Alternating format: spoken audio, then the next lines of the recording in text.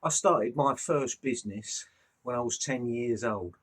It was a proper business, and I'm going to tell you about it in this video and also tell you how it changed my life forever. Welcome to the channel. If you haven't been here before, I'm Kev. I'm in my headquarters, business headquarters. This is where I run my online sales business from. I sell antiques and collectibles. I'm just cleaning some stuff up here, ready to get it online. I also do some YouTube videos from here as well. So Rupert's in here, my dog. He's down there sleeping. Right, so let's get into it. 10 years old. Well, just to give you a bit of background, I was born in 1960. So I'm 64 now. And I was born in a place called Barking, which is in Essex now. It used to be part of Greater London, and it was right on the outskirts of the East End of London and Essex. That's where I was born. But I lived a lot of my early life up to the age of about 16 in a place called Dagenham in Essex. You might know about that because it used to be one of the biggest Ford plants in the company, the Ford car manufacturers. Now, my family were working class. We didn't have a lot of money. We had a terraced house and I never went short with anything. But my parents didn't have a lot of money. And I quickly realised that if I wanted to have any money for myself, like to buy sweets or comics or whatever I wanted to buy, I was going to have to go and get it myself, get a job. I never got pocket money. My parents couldn't afford it. So the only thing I could really do at the time was a newspaper round. All right. Now, back then, as I say, I'm talking about this would be 1970. Almost everybody that could afford it had their newspapers delivered, believe it or not. In today's world, some still do have their newspaper delivered, mainly elderly people that can't get to the shop. But way back in 1970, everyone had their newspapers delivered, or most people had their newspapers delivered.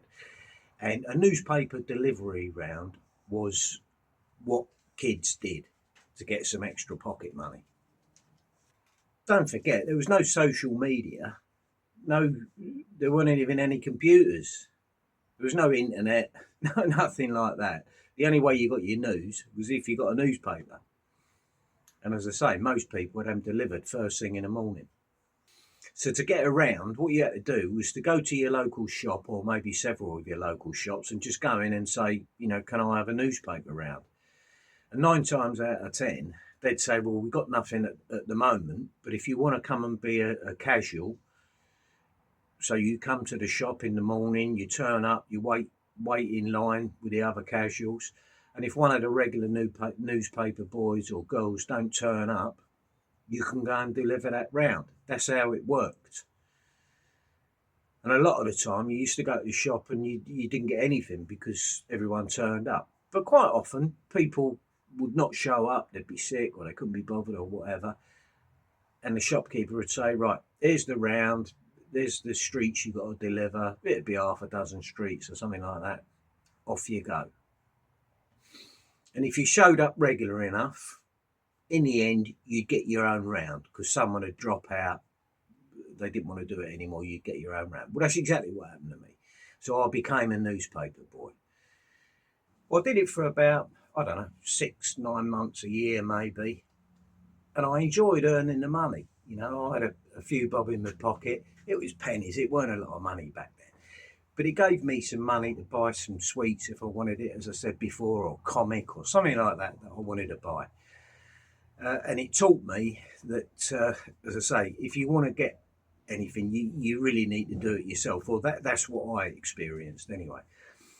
So I've been doing it for a while. And then one day I thought to myself, I want to earn more money than what I'm just getting doing this newspaper delivery round. And I saw an opportunity to do that. And I had an idea. As I say, I was only 10. But back at that time, there was a newspaper called the Evening Standard. It's called the Standard now. I think it's still in circulation as a paper product that you can buy in the shops. And it was a really popular newspaper.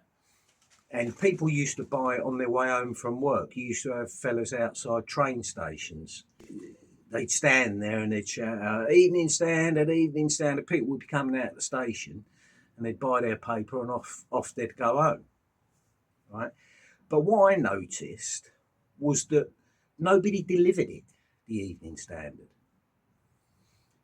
And I had a good think about it, and I thought to myself, this is really popular. If I started delivering the Evening Standard in the evening, I could have 2 paper rounds, one in the morning and one in the evening. So what I started doing was, when I was doing my morning delivery round, I started saying to my customers that I saw, would you like to have an Evening Standard delivered to you in the evening? And some of them said, yeah, that I would do. I'd like that. Yeah, that'd be great. And then I started knocking on the doors on the other houses, all the houses down the roads that I delivered my morning papers to. And I was just saying to people, I'm starting up an Evening Standard delivery round. Would you like to have one?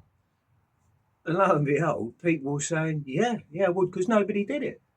Nobody delivered the Evening Standard. And that's what I did. And I built myself up a nice busy round of delivering these papers. So what I used to do was, I used to go up to the fella that sold the Evening Standard outside the station, and I used to buy 20, 30, I can't remember how many it was, that was a long time ago, 54 years ago, 20, 30 newspapers off of him, and then I'd go and deliver them to me round, right? And I used to make my money by charging an extra couple of pence for actually delivering the papers. The people paid the same money for the newspaper. I don't even know how much it was, but I charged them a couple of pennies to deliver it. And I built up this real growing business, and it got bigger and bigger. And it got to the stage where I couldn't deliver any more papers. You know, that was it. But one day, when I went out to pick my papers up from the guy that I bought them from outside the station, he said to me, "Look, Kev," he said, "now I was probably buying 40 papers at the time. He said to me, "Kev, I'm going to sell you these papers for a little bit less than what you're paying from at the moment," which was the price on the front of the newspaper. He said, "because you're buying so many," right?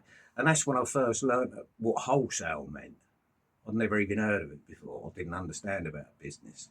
I didn't think I did. So then, for the same round that I was doing, these 40 newspapers or whatever I was delivering, not only was I earning a couple of pennies to deliver the papers to the people, but I was also earning money on the newspapers. And without even knowing it, I'd started a profitable business. I mean, I was earning like 3-4 times as much as the other paper boys were doing. In the end, I gave up my morning round and I focused on the Evening Standard, my evening delivery round. And it just grew and grew to the stage where I couldn't do any more, and I just carried on doing that. I bought the papers cheaper.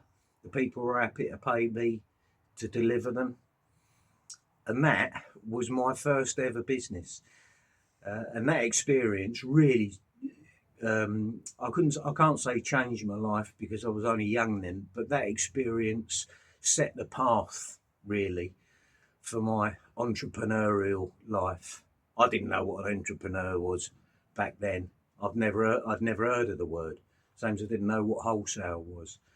But looking back now, I know that was the experience that set me on a path to being self-employed most of my life, starting many, many businesses. I've had lots of businesses over my time that I've run. I'm still self-employed now. And that's my story. That's how I started my first business at 10 years old.